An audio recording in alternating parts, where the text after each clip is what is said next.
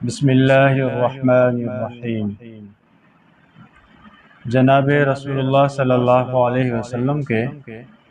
تمام صحابہ کرام ہمارے لیے مشعل راہ ہے۔ ہر صحابی کا جو زندگی گزارنے کا طور طریقہ اور ان کی جو سیرت ہے، ان کو ہم من و عن اپنانا شروع کر دیں تو ہم منزل مقصود تک پہنچ سکتے ہیں۔ لیکن جس طرح اللہ جل جلالہ نے اپنے انبیاء علیہ السلام کے لیے مختلف مقامات درجات رکھے ہیں، جن کے بارے میں فرمایا تلک الرسل فضلنا بعضهم علی بعض، سارے اللہ کے رسول ہیں لیکن بعض کو بعض پر ہم نے فضیلت دی ہے۔ تو انبیاء علیہ السلام کے اندر بھی فرق مراتب اللہ تعالیٰ نے رکھا ہے، اسی طرح صحابہ کرام میں بھی فرق مراتب رکھا گیا ہے۔ کچھ ایسے صحابہ کرام جن کا مقام اور مرتبہ بہت اعلیٰ ہے، اور دوسرے کچھ صحابہ کرام مقام اور مرتبے میں اس سے کم ہیں۔ جیسے سب سے پہلے مقام خلفائے راشدین کا ہے، اور خلفائے راشدین کے اندر بھی سب سے پہلا مقام حضرت سیدنا ابو بکر صدیق رضی اللہ تعالیٰ عنہ کا ہے، کیونکہ حضرت ابو بکر صدیق وہ ذات، وہ ہستی ہیں جن کے بارے میں خود حضور کا فرمان ہے کہ دنیا میں سارے انسانوں کا احسانات کا بدلہ دے چکا ہوں، لیکن ابو بکر کو ان کے احسانات کا بدلہ اللہ ہی عطا فرمائے، میں ان کے احسانات کا بدلہ نہیں دے سکا۔ اور وہ ابو بکر جن کو خلافت کے تمام امور جناب رسول اللہ صلی اللہ علیہ وسلم نے اپنی زندگی کے اندر ہی سونپ دیے، اور اپنے ہی مصلح پر اپنی زندگی کے اندر کھڑا کر کے ان کو خلافت کا مستحق بنا دیا۔ بہرحال جناب رسول اللہ صلی اللہ علیہ وسلم کے دنیا سے رخصت ہو جانے کے بعد حضرت ابو بکر رضی اللہ تعالی عنہ خلافت کو اسی ہی انداز اور طریقے سے چلاتے ہیں جس طرح کے حضور علیہ السلام نے چلایا، جس کو خلافت علی نہج نبوت کہا جاتا ہے۔ اور سیدنا ابو بکر رضی اللہ تعالیٰ عنہ کے خلافت کا زمانہ جیسے ہی شروع ہوتا ہے تو فتنے اور فسادات بھی دنیا کے اندر دین اسلام کے لیے بڑھ جاتے ہیں۔ کہیں سے پیغام آ رہا ہے کہ جب تک جناب رسول اللہ صلی اللہ علیہ وسلم دنیا میں تھے ہم دین اسلام پر قائم تھے، لیکن جب حضور دنیا میں نہیں رہے تو اب ہمارے بھی دین اسلام کے اندر رہنے کی کوئی ضرورت نہیں، ہم نہیں رہ سکتے، ہم واپس اپنے آبائی دین کے اندر منتقل ہو جاتے ہیں۔ اور کسی جگہ سے پیغام آ رہا ہے کہ ہم زکوٰۃ ادا نہیں کریں گے، کیونکہ حضور کو تو زکوٰۃ ہم کسی نہ کسی طریقے سے ادا کر دیتے تھے، لیکن حضور جب چلے گئے اب ہم زکوٰۃ ادا نہیں کریں گے۔ اس طرح کے مختلف چیلنجز تھے، مختلف ایک فتنے اور فساد دنیا کے اندر برپا ہو گئے، جن کی وجہ سے حضرت ابو بکر صدیق رضی اللہ تعالیٰ عنہ انہی کو کا سامنا کرنے میں پورے 2 سال اپنی خلافت کے مصروف رہے، کیونکہ اصول یہ ہے کہ ایک طرف کسی کافر کو مسلمان کرنا ہو اور دوسرے طرف اپنے ہی مسلمان بھائی کی اصلاح کرنا ہو، تو اصول اور ضابطہ یہ ہے کہ پہلے اپنے مسلمان بھائی کی اصلاح کی فکر کرو، پہلے اس کو راہ راست پر لاؤ، اس کے بعد کافر کی ہدایت کا سوچو۔ تو سیدنا ابو بکر رضی اللہ تعالیٰ عنہ اسی اصول کے تحت اپنے ہی مسلمانوں کے عقائد، ان کے نظریات کو درست کرنے میں لگے ہوئے تھے، اور خلافت کا وقت بالکل مختصر تھا، 2 سال اور کچھ کم و بیش تھا، تو اسی کے اندر صرف ہو گئے، اور کوئی نیا اقدام کفار کے خلاف اور کوئی جنگی تدبیر جو ہو سکے تو اتنی زیادہ نہیں ہو سکی۔ سیدنا ابو بکر رضی اللہ تعالیٰ عنہ کے انتقال کا جب وقت قریب آتا ہے تو سمجھ جاتے ہیں کہ اب جو ہے وقت بالکل قریب پہنچا ہے، تو فوراً سیدنا ابو بکر رضی اللہ تعالیٰ عنہ اپنے بعد آنے والے خلیفے حضرت عمر رضی اللہ تعالیٰ عنہ کو بلاتے ہیں اور فرماتے ہیں کہ میں سمجھتا ہوں اب دنیا سے رخصت ہونے کا میرا وقت بالکل قریب آ چکا ہے، لہٰذا ریاست کے یہ امور ہیں جو آپ کو سنبھالنے ہیں اور ان کی انجام دہی آپ کے ذمے آ رہی ہے، اور اس طریقے سے میرا جو تجربہ ہے تو اس طریقے سے اس کو آپ نے نبھانا ہے اور اس کو پایہ تکمیل تک پہنچانا ہے۔ اور اس کے ساتھ ساتھ جناب رسول اللہ صلی اللہ علیہ وسلم کی جو ہدایات تھی، جو وصیتیں تھیں، وہ بھی حضرت عمر رضی اللہ تعالیٰ عنہ کو بتائی گئی کہ یہ حضور علیہ الصلوۃ والسلام کی منشا تھی، حضور علیہ الصلوۃ والسلام کی وصیتیں تھیں جو حضور علیہ الصلوۃ والسلام جو پایہ تکمیل تک پہنچانا چاہتے تھے، لیکن زندگی نے وفا نہ کی اور حضور کا وصال ہو چکا۔ حضرت عمر رضی اللہ تعالیٰ عنہ جیسے ہی خلافت کے عہدے کے اوپر آتے ہیں اور خلافت کی جو ہے زمام کو اپنے ہاتھ میں لیتے ہیں، تو سب سے پہلے حضرت عمر رضی اللہ تعالیٰ عنہ کے ذہن کے اندر یہ بات آتی ہے اور لوگوں سے یہ بات سننے میں آتی ہے کہ شام کی طرف اتنی جو فتوحات نصیب ہوئی ہیں، یہ صرف حضرت خالد بن ولید رضی اللہ تعالیٰ عنہ کی شخصیت کی بدولت ہے۔ اگر اس جگہ پر کوئی اور ہوتا تو اتنی فتوحات نصیب نہ ہوتی۔ اور کبھی یہ سننے میں آتا ہے کہ عراق کی طرف اتنی جو فتوحات ہوئی ہیں، اتنا اسلام کا بول بالا ہوا ہے، اس کے اندر حضرت مثنیٰ بن خارجہ رضی اللہ تعالیٰ عنہ کا ہاتھ ہے۔ اگر حضرت مثنیٰ بن خارجہ یہاں پر نہ ہوتے عراق کی طرف تو اتنی فتوحات نصیب نہ ہوتی۔ یعنی دین اسلام کے اندر جو فتوحات ہوئی ان کو حضرت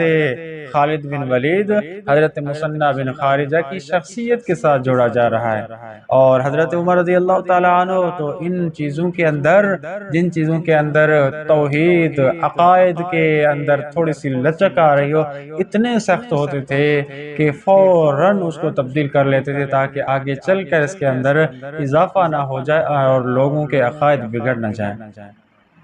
دین اسلام کی سربلندی کے اندر سب سے پہلی چیز تو اللہ تعالیٰ کی نصرت، اللہ تعالیٰ کی مدد ہی ہوتی ہے، شخصیات کا کوئی اس کے اندر عمل دخل اتنا نہیں ہوتا۔ تو حضرت عمر رضی اللہ تعالیٰ عنہ نے لوگوں کے اس نظریات کو بدلنے کے لیے فوراً پہلا کام یہ کیا کہ ایک خط حضرت خالد بن ولید رضی اللہ تعالیٰ عنہ کی طرف لکھتے ہیں کہ اے سپہ سالار، اے خالد بن ولید، آپ کی طرف یہ میں خط بھیج رہا ہوں، اس خط کو پڑھتے ہی فوراً آپ اپنے عہدے سے دستبردار ہو جائیں اور آپ کی سپہ سالاری کے جو بھی کام تھے وہ آپ کی جگہ پر حضرت ابو عبیدہ بن جراح رضی اللہ تعالیٰ عنہ سر انجام دیں گے۔ اور یہی خط کچھ وقت کے بعد حضرت مثنیٰ بن خارجہ کی طرف جاتا ہے کہ آپ اپنے عہدے سے بالکل دستبردار ہو جائیں اور اپنے اختیارات چھوڑ دیں۔ آپ کے سارے اختیارات منتقل کیے جاتے ہیں حضرت ابو عبیدہ بن مسعود ثقفی رضی اللہ تعالیٰ عنہ کی طرف۔ اب لوگوں کے ذہن صاف ہو گئے کیونکہ یہ سپہ سالار تبدیل ہوئے اور فتوحات کی رفتار جو پہلے تھی اس سے بھی بڑھ گئی، تو لوگوں کے ذہن صاف ہو گئے کہ اسلام کی سربلندی کے اندر کسی شخصیت کا عمل دخل نہیں ہوتا، یہ ڈائریکٹ اللہ تعالیٰ کی نصرت اور مدد کے ساتھ ہی آگے چیزیں بڑھ رہی ہیں۔ اور ادھر حضرت عمر رضی اللہ تعالیٰ عنہ کو ایک حضور علیہ الصلوۃ والسلام کی وصیت پہنچتی ہے کہ آپ علیہ الصلوۃ والسلام نے فرمایا اخرج الیہود والنصارى من جزیرۃ العرب، یہود اور نصارہ کو جزیرۃ العرب سے جب بھی آپ کو موقع ملے تو ان کو نکالی دے کر جزیرۃ العرب کی مقدس زمین کو ان کی نجاست سے پاک کرنا ہے۔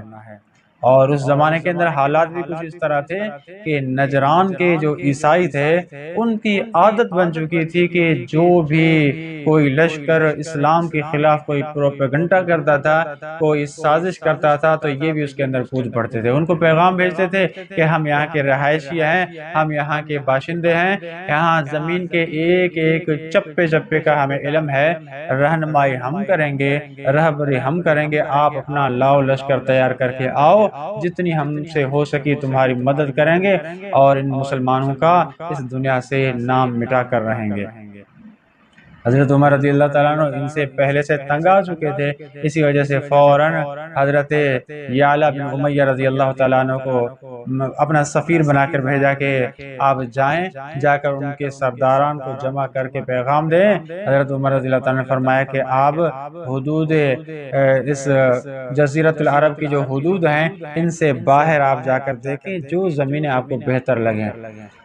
وہ زمینیں آپ کو عطا کریں گے، جتنی آپ کی زمینیں ہیں اس سے زیادہ زمینیں دیں گے، جو آپ کے بنے ہوئے مکان ہیں اس سے اچھے مکان آپ کو بنا کر دیں گے، لیکن اب جزیرۃ العرب کے اندر رہنے کی تمہارے لیے ایک ذرے برابر کوئی گنجائش نہیں ہے۔ اور ادھر حضرت ابو عبیدہ بن جراح رضی اللہ تعالیٰ عنہ کو جو سپہ سالار بنایا گیا تھا شام کے علاقوں کا، تو فوراً حضرت ابو عبیدہ بن جراح نے اپنی جنگی تدبیریں جو داؤ تھے وہ تبدیل کیے، کیونکہ ہر ایک کا اپنا تجربہ ہوتا ہے۔ حضرت خالد بن ولید کا تجربہ اپنا تھا، حضرت ابو عبیدہ بن جراح کا تجربہ اس سے تبدیل تھا، تو انہوں نے اپنے تجربات کو استعمال کیا اور کچھ ہی وقت کے اندر سارے علاقے فتح کرتے کرتے آ کر فلسطین بیت المقدس تک پہنچے اور فلسطین کے اوپر جو محاصرہ اپنا تنگ کر لیا۔ یہاں تک تو اب تک تو عیسائیوں کو اتنی مغروری تھی، اتنا غرور اور تکبر تھا کہ مسلمانوں کے ساتھ کوئی بات کرنے کے لیے تیار ہی نہیں تھے، لیکن جب کچھ ہی زمانے کے اندر جلدی سے اتنے علاقے فتح ہوئے تو آہستہ آہستہ اب ان کے غبارے سے بھی ہوا نکل گئی۔ جب فلسطین کا گھیرا تنگ ہوا، بیت المقدس کے قریب پہنچے، تو پھر انہوں نے ایک پیغام بھیجا کہ اے ابو عبیدہ بن جراح سپہ سالار، آپ کو ہم پیغام دیتے ہیں کہ ہم آپ کے ساتھ صلح کرنے کے لیے تیار ہیں، لیکن صلح ہم آپ کے ساتھ نہیں کریں گے، صلح آپ کا جو خلیفہ امیر المومنین ہے عمر بن خطاب اس کو آپ بلا لیں، انہی کے ساتھ براہ راست ہم مذاکرات کریں گے اور صلح کریں گے، آپ کے ساتھ صلح کرنے کے لیے ہم تیار نہیں ہیں۔ حضرت ابو عبیدہ بن جراح رضی اللہ تعالیٰ نے بھی دیکھا کہ اتنا زمانہ ہوا ہے، تقریباً 2 سال کا زمانہ گزر گیا ہے، مسلسل جنگیں، تو فوجی بھی بڑے تھک ٹوٹ کر جو رہ گئے ہیں اور جانی مالی نقصانات بھی ہو رہے ہیں، کیوں نہ ان کے ساتھ صلح کیا جائے۔ تو فوراً حضرت ابو عبیدہ بن جراح نے ایک خط لکھا امیر المومنین کی طرف، حضرت عمر بن خطاب رضی اللہ تعالیٰ عنہ کی طرف، کہ اب عیسائی لوگ مفاہمت کے لیے کچھ آمادہ ہو چکے ہیں، لیکن یہ مفاہمت صرف آپ کے ساتھ کرنا چاہتے ہیں، کسی اور کے ساتھ مفاہمت کرنے کے لیے تیار نہیں ہیں۔ تو امیر المومنین نے فوراً مسجد نبوی کے اندر جو شورا کی کمیٹی تھی ان کے ساتھ مشورہ کیا کہ کیا کرنا چاہیے، مجھے جانا چاہیے یا کہ نہیں جانا چاہیے۔ تو حضرت عثمان رضی اللہ تعالیٰ نے تو صاف انکار کر دیا، امیر المومنین یہ عیسائیوں کے اوپر جو ان 2 سالوں کے اندر مصیبت پڑی ہے اور شکست در شکست ان کو پڑی ہے، اسی وجہ سے آپ کے خلاف ان کے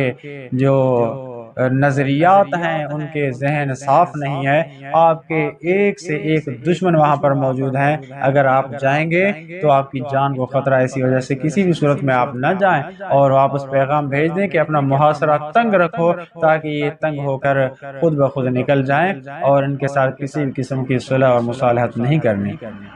لیکن حضرت علی رضی اللہ تعالیٰ نے مشورہ دیا کہ آپ کا رعب، آپ کی سطوت کفار کے اوپر اتنی مضبوط ہو چکی ہے کہ کسی کے اندر یہ جرت نہیں ہے کہ آپ کا سامنا کر سکے، آپ کے سامنے آ سکے، اس لیے میرا مشورہ یہ ہے کہ آپ جائیں اور ایک نئی تازہ وہاں سے خبرچار بھی لیں کہ کیا صورتحال ہے، اور ساتھ ساتھ جو صلح بھی معاہدہ بھی کر کے آئیں تاکہ جنگوں سے کچھ نہ کچھ جو ہے جان چھوٹ جائے اور جانی مالی نقصان سے ہم بچ سکیں۔ تو حضرت عمر رضی اللہ تعالیٰ عنہ نے اس حضرت علی رضی اللہ تعالیٰ عنہ کے مشورے کو مقدم کیا، اسی رائے کو پسند کیا اور فوراً نکل پڑے۔ جا کر جب فلسطین کے قریب پہنچے تو حضرت ابو عبیدہ بن جراح اور دوسرے بڑے بڑے جو فوجی سرداران تھے ان کو پتہ چلا کہ امیر المومنین آ رہے ہیں، تو بڑے دبدبے کے ساتھ اور بڑے ایک پروگرام کے ساتھ وہاں سے فلسطین سے نکل کر آئے استقبال کے لیے۔ حضرت عمر بن خطاب نے جب دیکھا کہ بڑے بڑے سپہ سالار، ان کے کپڑے بھی بہترین، ان کی سواریاں بھی بہترین اور مضبوط قسم کے کپڑے پہنے ہوئے ہیں، تو عمر رضی اللہ تعالیٰ نے وہیں پر ناراض ہو گئے، فرمایا کیا ہو گیا ہے تمہیں؟ حضور علیہ الصلوۃ والسلام کی بتائی ہوئی جو تہذیب تمدن وہ 2 سال کے اندر تم بھلا بیٹھے، صرف 2 سال تمہارا اختلاط ہوا ہے اجمیوں کے ساتھ، تو تم نے اپنا اڑنا بچھونا سب کچھ اجمیوں کو ہی جو رواج تھے رسومات تھے ان کے مطابق بنا لیا ہے۔ حضور علیہ الصلوۃ والسلام کے زمانے میں تمہارا کیا حال ہوتا تھا تمہیں معلوم نہیں ہے، پہننے کے لیے کپڑا نہیں ہوتا تھا، چلانے کے لیے ہتھیار نہیں ہوتے تھے تمہارے پاس، اور آج تم سپہ سالار بنے ہو تو اتنے بہترین قسم کے عمدہ لباس تم نے زیب تن کیے ہوئے ہیں۔ تو حضرت خالد بن ولید رضی اللہ تعالیٰ عنہ، ظاہر بات ہے یہ بھی تو ایک پائے کے صحابی تھے، تو انہوں نے حضرت عمر کی ناراضگی کو سمجھ کر جواب دیا، فرمایا کہ امیر المومنین، ہم نے یہ جو بہترین قسم کے جو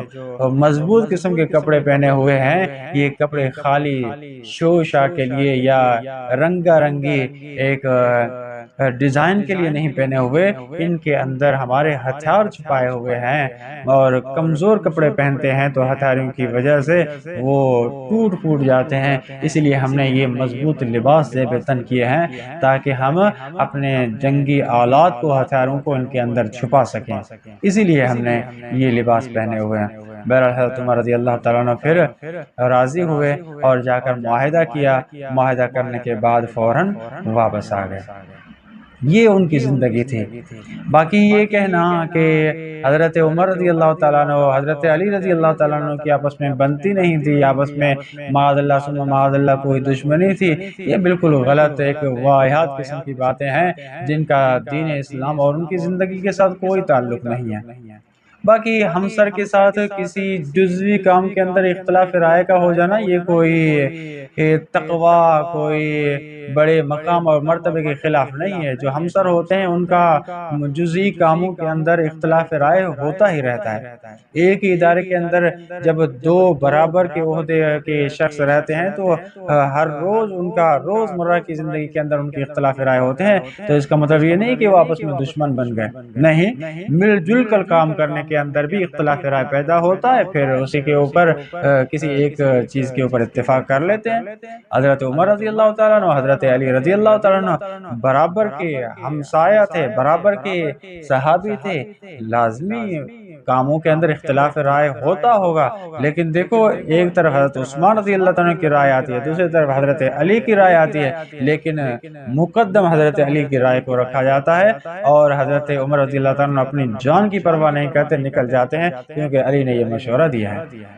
تو ان کی آپس میں کوئی بھی عداوت نہیں تھی، وہ آپس میں بھائی بھائی بن کر مل کر رہتے تھے۔ کیسے تو عداوت ہوگی جن کی تربیت ڈائریکٹ جناب رسول اللہ صلی اللہ علیہ وسلم نے کی ہو، اولو العزم سید الانبیاء والمرسلین نے جن کی تربیت کی ہو، کیا وہ تربیت اتنی کچی ہوگی کہ حضور کے وصال کے بعد ایسے چھڑ وچھڑ ہو گئے اور آپس میں بغض اور عداوت پر اتر آئے ہوں؟ قطعاً نہیں ہو سکتا۔ ان کی دلیں آپس میں بالکل ملی ہوئی تھی، ان کی محبت کا یہ انداز تھا کہ ایک دوسرے کے اوپر بالکل ذرہ بھی برداشت نہیں کرتے تھے، اپنی جان پر سب کچھ برداشت کرنے کے لیے تیار ہوتے تھے۔